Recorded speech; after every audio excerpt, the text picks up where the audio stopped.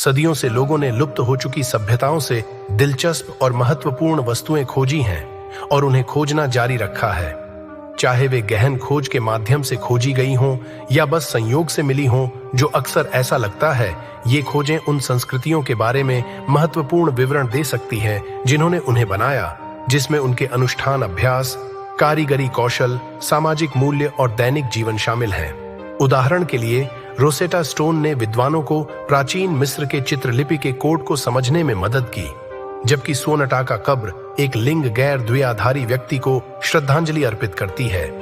नमस्कार दोस्तों, स्वागत है आप सबका हमारे YouTube चैनल पर। तो वीडियो शुरू करने से पहले चैनल को सब्सक्राइब जरूर कर लीजिए। नंबर 1, मोई मूर्तियां। दक्षिण पूर्वी प्रशांत महासागर में चिल्ली के ईस्टर द्वीप मूल निवासियों के लिए रापा नुई पर लगभग 1000 अखंड मूर्तियों का संग्रह है।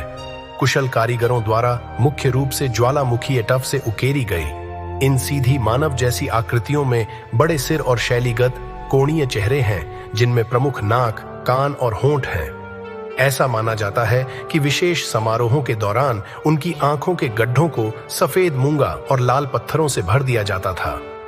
मोई की ऊंचाई 6 से 30 फीट तक होती है और इसका वजन 80 टन तक होता है। उनमें से कई कभी पूरे नहीं हुए। मोई मूर्तियों के बारे में अभी भी बहुत कुछ अज्ञात है, लेकिन विद्वानों का मानना है कि इन्हें 400 से 1500 ईएस के बीच मूल पूर्वजों के सम्मान में बनाया गया था। लगभग सभी मूर्तियां अंतर्देशीय दिशा में हैं और द्वीप के निवासियों की रक्षा और निगरानी करती हैं। हालांकि 7 मूर्तियां समुद्र की ओर मुंह करके खड़ी हैं। किंवदंती के अनुसार ये द्वीपवासियों के एक समूह का प्रतिनिधित्व करती है जो आने वाले जहाजों पर नजर रखते थे। रापा नुई राष्ट्रीय उद्यान, जहां ये मूर्तियां स्थित हैं, 1996 में यूनेस्को विश्व धरोहर स्थल बन गया। हाल ही में ज्वालामुखी विस्फोट के कारण आग लग गई, जिससे मोई का कुछ हिस्सा गंभीर रूप से जल गया। अधिकारी अभी भी नुकसान का आकलन कर रहे हैं। Number 2, the Rosetta stone.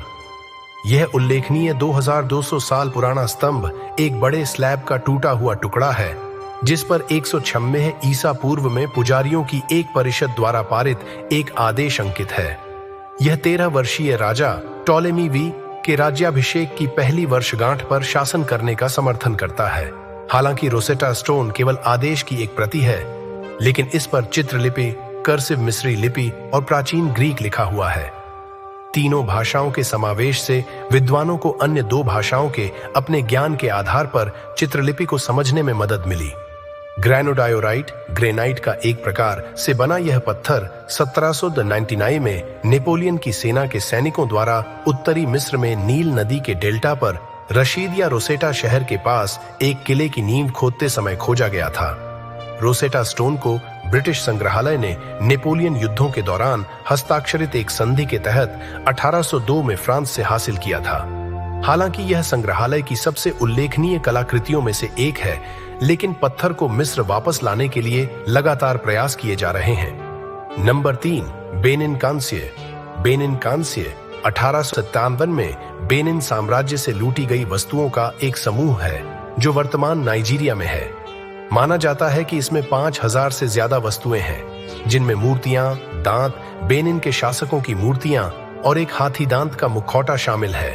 एक विवाद के बाद निहत्थे ब्रिटिश खोजकर्ता जेम्स फिलिप्स उनके मिशन पर कई लोगों और 200 अफ्रीकी कुलियों के साथ 1877 में मारे गए। उनकी मौत का बदला लेने के लिए ब्रिटिश साम्राज्य ने राज्य से कलाकृतियां चुराने के लिए सेना भेजी। हजारों अमूल्य वस्तुओं को ब्रिटिश संग्रहालय को उधार दिया गया। ब्रिटिश और जर्मन संस्थानों और निजी डीलरों को बेचा गया और सैन्य अभियान में भाग लेने वालों ने उन्हें अपने पास रख लिया। इन वस्तुओं की वापसी को लेकर काफी विवाद हुआ है। हाल ही में डिजिटल बेनिन नामक एक व्यापक ऑनलाइन डेटाबेस लॉन्च किया गया।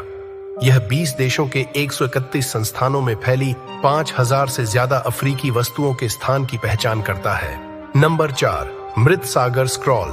मृत सागर के उत्तरी तट के साथ कुमारान गुफाओं में पाए गए मृत सागर स्क्रॉल 3री शताब्दी ईसा पूर्व से 1ली शताब्दी ईपू तक की प्राचीन यहूदी धार्मिक पांडुलिपियां हैं। इनमें जानवरों की खाल, पपीरस और जाली तांबे से बने 800 से ज्यादा दस्तावेज शामिल हैं। 1946-47 में बेडोइन चरवाहों द्वारा खोजे गए स्क्रॉल को जार में छिपाकर रखा गया था। इनमें पूरी किताबों की सबसे पुरानी पांडुलिपियां शामिल हैं, जिन्हें बाद में ईसाई बाइबल कैनन में शामिल किया गया। अपने पन्नों के भीतर, जो ज्यादातर हिब्रू में लिखे गए हैं लेकिन अरामी और प्राचीन ग्रीक में भी हैं, स्क्रॉल धार्मिक विचारों में विविधता के सबूतों को संरक्षित करते हैं और यहूदी धर्म और शुरुआती ईसाई धर्म की बेहतर समझ प्रदान करते हैं। स्क्रॉल में पहले से अज्ञात भजन, प्रार्थनाएं, टिप्पणियां और 10 आज्ञाओं का सबसे पहला संस्करण भी शामिल है। स्क्रॉल किसने लिखे, यह सवाल अभी भी रहस्य बना हुआ है, जबकि कई विद्वानों का मानना है कि एसेन नामक यहूदी संप्रदाय के सदस्य इसके लिए जिम्मेदार थे। दूसरों का कहना है कि अन्य संप्रदायों ने भी इसमें योगदान दिया होगा। मृत सागर स्क्रॉल यरूशलेम में इजराइल संग्रहालय में पाए जा सकते हैं, हालांकि उनकी नाजुकता के कारण वे हमेशा देखने के लिए उपलब्ध नहीं होते हैं। नंबर 5, सटन हू में एंग्लो सैक्सन जहाज का दफन। इंग्लैंड के सफॉक में एडिथ प्रिटी की निजी संपत्ति सटन हू में एक मध्ययुगीन दफन टीले के अंदर पुरातत्वविद बेसिल ब्राउन ने 1938 में 1000 साल से भी ज्यादा पुराने 26 फुट लंबे जहाज का पता लगाया। जहाज के अंदर एक दफन कक्ष एंग्लो सैक्सन कलाकृतियों से भरा हुआ था, जिसमें बीजांटिन चांदी के बर्तन, सोने के गहने, एक दावत सेट, शानदार कपड़े और गार्नेट के साथ जड़े सोने के कपड़े शामिल थे। मानव अवशेष शायद एक समय में वहां रहे होंगे, लेकिन वे अत्यधिक अम्लीय मिट्टी में एक सहस्राब्दी तक जीवित नहीं रह पाए होंगे। बरामद की गई 2 खास वस्तुओं में क्लोइजन पर्स का ढक्कन और एक अलंकृत लोहे का हेलमेट शामिल है। सोने के सिक्कों से भरे चमड़े के पर्स को ढकने के लिए इस्तेमाल किया जाने वाला ज्यामितीय पर्स का ढक्कन बाहर की तरफ 2 भेड़ियों से घिरे एक आदमी को दर्शाता है और अंदर की तरफ एक चील अपने शिकार पर झपट्टा मार रहा है। जबकि प्रतीकात्मकता अस्पष्ट है, वस्तु निश्चित रूप से शक्ति का संदेश देती है। कपड़े में लिपटे लोहे के हेलमेट में एक गुंबददार टोपी और गहरे गाल के टुकड़े शामिल हैं। इसकी सतह पर भयंकर जीवों के साथ साथ उड़ते और नाचते योद्धाओं के चित्रण हैं।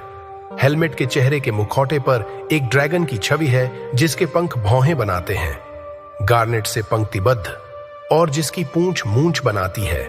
हालांकि यह अज्ञात है कि इस स्थान पर किसको दफनाया गया था, लेकिन विशेषज्ञों का मानना है कि यह किसी ऐसे व्यक्ति का अंतिम विश्राम स्थल था जिसकी मृत्यु 7वीं शताब्दी की शुरुआत में हुई थी, जो इंग्लैंड की स्थापना से पहले की बात है। दफन के पैमाने को देखते हुए ऐसा माना जाता है कि वह व्यक्ति स्मारकीय महत्व का रहा होगा, शायद एक राजा भी रहा होगा। दफन से प्राप्त कलाकृतियां लंदन में ब्रिटिश संग्रहालय की होल्डिंग में शामिल हैं। तो बस इतना ही दोस्तों। अगर आपको हमारा वीडियो पसंद आया हो तो कृपया लाइक और सब्सक्राइब जरूर करें और कमेंट में हमें बताएं कि वीडियो कैसी लगी। मिलते हैं हमारे अगले वीडियो में। धन्यवाद।